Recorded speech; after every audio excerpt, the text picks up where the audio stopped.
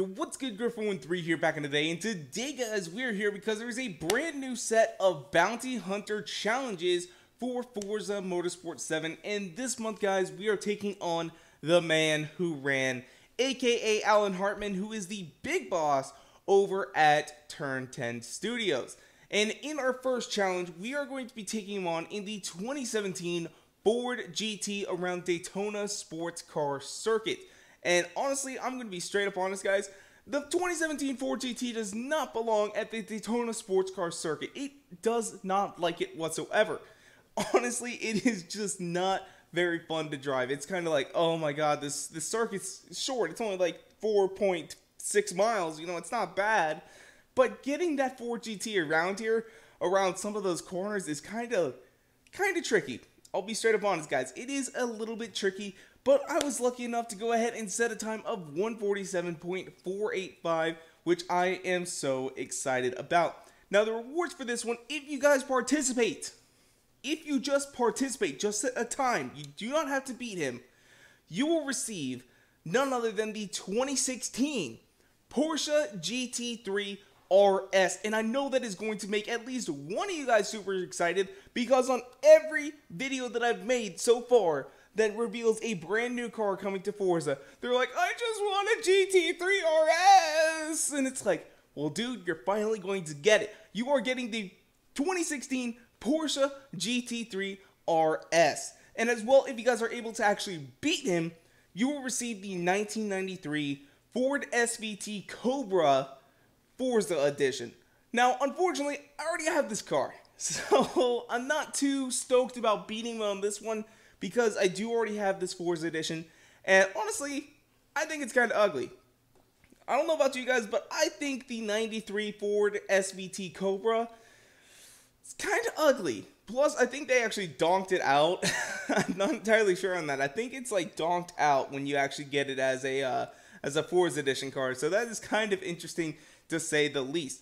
But unlike most months, we have not one, but two Bounty Hunter challenges, with our second Bounty Hunter challenge, the Pacemaker, where we are going to be taking on Alan Hartman in the 1966 Ford No. 2 GT40 Mark II Le Mans at Le Mans.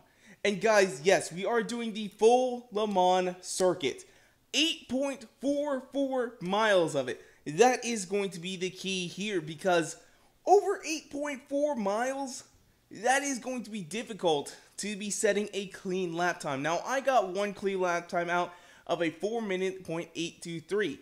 However, though, I have set some much faster lap times, but I always dirty them in the stupidest way possible. And it kind of just keeps frustrating me, because I would just get to the end of it, and then all of a sudden, I just hit one bump and be like, hit rewind, press Y to rewind. And it's like, oh my god, dude. Come on, why?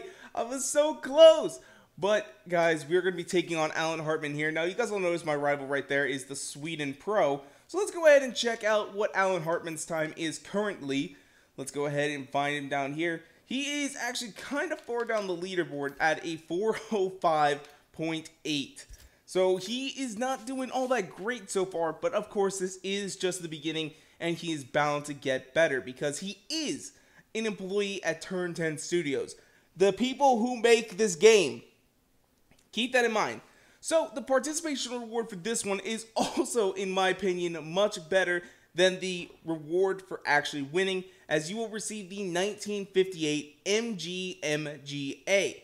And if you're able to actually go ahead and beat him, you will also receive the Jaguar XJ220 Forza Edition, which I'm not super stoked about. I mean, I like the XJ220, but kind of coming from Forza Horizon 3, where that was the cheapest, least expensive Forza Edition on average in the game, it's burned in my brain that the XJ220 Forza or Horizon Edition is not the greatest one out there. However, though, this is the only chance currently to get it, which means that it is going to have some amount of value.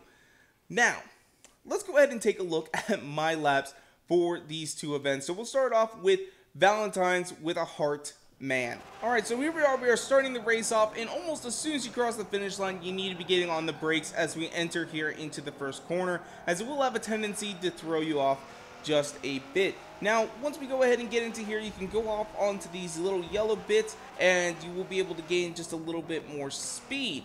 Now, coming into this corner, again, like I was saying, the corners are quite tricky on this.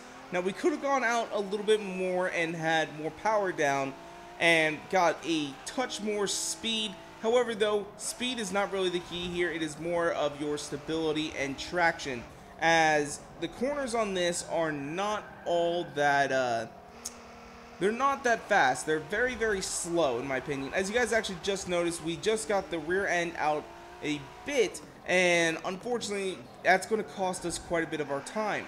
Now, we just did it again right here. Now, if I would have been able to maintain control, I probably would have got out significantly faster. Now, this is why I was recommending traction control possibly for this race.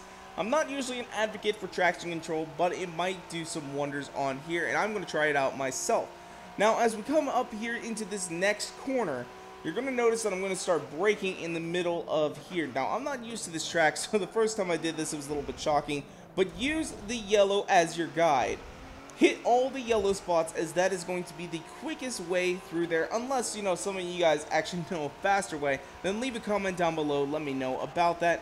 Now, from here on out, it is basically just going straight and balls to the wall until you cross the finish line.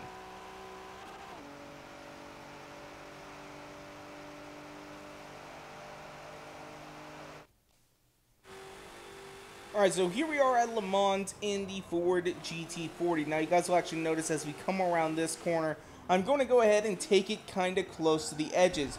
And you want to almost stay in about second gear through most of this. As we go ahead and we take on this straight, you are going to be able to get faster and faster at this, the better that you do staying into the corners. But I will say, the way that this Ford GT40 handles, as you are trying to turn, the suspension on it is very, very light. So it is possible that you will get thrown off quite a bit, actually. In fact, that honestly was probably my biggest mistake out of all the times that I did this one, is the Ford GT40 suspension is just not able to handle everything that it needs to, because as you guys notice, the body roll on this is pretty immense.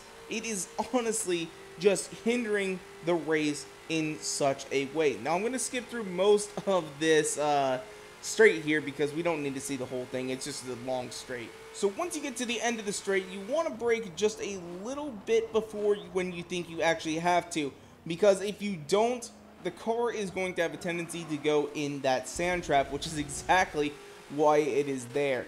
And then you want to take that corner nice and smooth. Just once you get enough speed reduction, just go ahead and let off the gas, and as soon as you round the corner, just go ahead and hit the gas again. Now, you'll notice that there are a couple of little spots here that have that blue and yellow striping. Try and hit those, as that is going to increase your time very minimally, but it is going to be an increase. Now, through here, actually, you'll notice I'm braking. By this point, I should have already been on the gas pretty hard, but taking this corner, this is probably the best time that I actually ever took that corner. And then once you get to here as well, this is going to be a very slow corner, because this one as well, you can end up in that sand trap. Now, once we get to here, this is another long straightaway for a certain amount of time, but there is a key to getting through this section very, very quickly, and I'm going to let you guys know on this, because if I can do it cleanly, it'll save me at least 3 seconds, because once you get into here, just drop down in a second, and then sort of brake through the corners, and then hit the gas right here, then just sort of braking gas at the same time in second. Now we're back on the gas, now braking gas at the same time, now back on the gas, now braking gas at the same time, and this one is going to be a little bit more, so just sort of hold the gas just very slightly, not all the way down. Now I almost lost it right there, and that is what hurt my time pretty significantly as we go here towards the finish. Again, you can go ahead and hit some of those blue and yellow, but if you touch that blue, it is going to be considered a dirty lap, and I also have a tendency to do that. Now, going through here, you can do this very smooth. Unfortunately, I don't really do it here, but you can cut this so that you can almost go perfectly straight through here and get a decent amount of speed, as that will also help your time out considerably. So anyway though, make sure to go ahead and participate in these two events because you are guaranteed two very amazing cars, being the 2016 Porsche GT3 RS and the 1958 MG MGA. As well, leave a comment down below. Let me know your guys' times for these two events because I'm curious to know how well you guys do. As well, I hope my tips helped you guys out just a little bit because I know that they are going to help myself out by going back here, watching my replays over, and seeing how I can go faster. But that's where I'm going to go and wrap it up for today. If you guys want to, you can follow me on Twitter and Instagram at twitter.com/Greg413 and Instagram.com/Greg413.